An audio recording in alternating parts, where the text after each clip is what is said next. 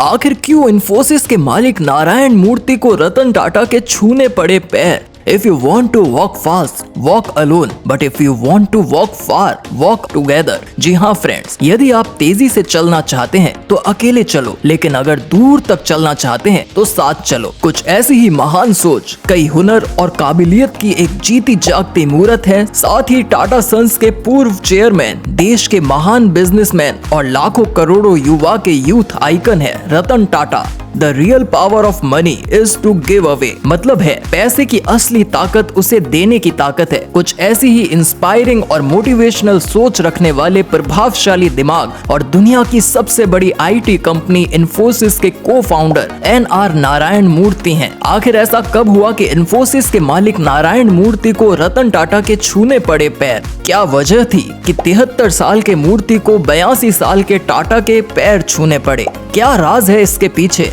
आइए सब जानेंगे शुरू से आखिर तक। तब तक आप चैनल को अपना प्यार और सपोर्ट देना मत भूलिएगा। और हाँ, आखिर में आपको एक सक्सेस और सीक्रेट मंत्र भी बताएंगे जो इन दोनों महान हस्तियों ने अपनी लाइफ में अप्लाई किया और आज कामयाबी की ऊंचाइयां छू रहे हैं। इसलिए वीडियो को आखिर तक देखना मत भूलिएगा। अब जानते हैं आगे कब हुआ कि इन्फोसिस के मालिक नारायण मूर्ति को रतन टाटा के छूने पड़े पैर। दोस्तों, कहते हैं ना, हमारे संस्कार और हमारी संस्कृति ही हमारे देश की विरासत और धरोहर है। ऐसी ही सभ्यता, संस्कृति और आदर्श के महत्व को जानते थे आईटी कंपनी इन्फोसिस के को फाउंडर एन.आर. नारायण मूर्ति, जिन्होंने सिर्फ 10,000 रुपए अपनी पत्नी सुधा मूर्ति से लेके शुरू की थी एक कंपनी। और आज ये कंपनी इन्फोसिस को भला कौन नहीं जानता होगा।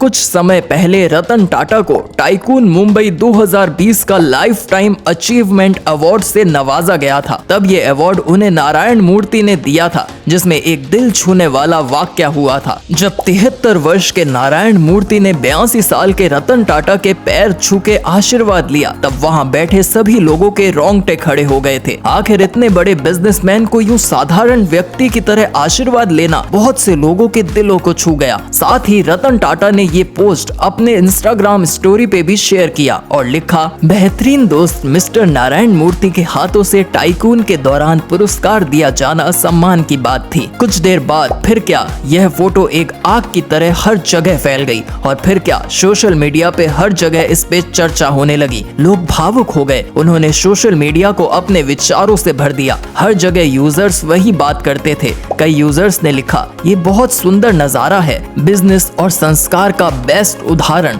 तो वहीं कुछ ने कहा, यह साल की सबसे खूबसूरत तस्वीर है। एक और यूजर ने लिखा, आईटी लेजेंड मिस्टर नारायण मूर्ति का ऐसा करना दर्शाता है कि जैसे जैसे इंसान सफलता पर पहुंचता है, वह प्यार और विनम्रता से भरता जाता है। ऐसे ही बहुत से लोगों ने पोस्ट किया। तो चलिए जानते हैं आगे पैर छूने की वजह। आखिर क्यों नारायण मूर्ति ने इतने बड़े अवार्ड फंक्शन में रतन टाटा के पैर छुए? ये सवाल तो आपके मन में भी आ रहा होगा। तो इसके पीछे एक बहुत बड़ी वजह है। दुनिया का सबसे बड़ा नाम रतन नवल टाटा और सबसे बड़ी सॉफ्टवेयर कंपनी के मालिक नारायण मूर्ति आज की नहीं बल्कि उस समय से एक दूसरे को जानते हैं जब इन्फोसिस कंपनी तो स्टार्ट भी नहीं हुई थी। तो ये रिश्ता आज का नहीं बल्कि सालों का है और ऐसे रिश्ते में ऐसे मान और सम्मान ने हमारे दिलों को जीत लिया है। इन्फोसिस की शुरुआत 1981 में हुई और नारायण मूर्ति की पत्नी सुधा मूर्ति की पहली नौकरी टाटा मोटर्स में हुई थी। और जब सुधा मूर्ति की शादी हुई तो उन्होंने टाटा मोटर्स छोड़ने की बात की। तब रतन टाटा ने उन्हें शुभकामनाएं दी और फिर उन्होंने इन्फोसिस ज्वाइन कर लिया।